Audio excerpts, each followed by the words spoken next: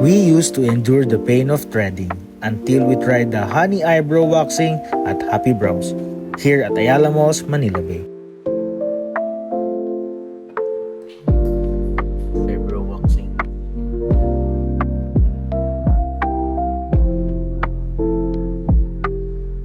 So this is Miss Leah.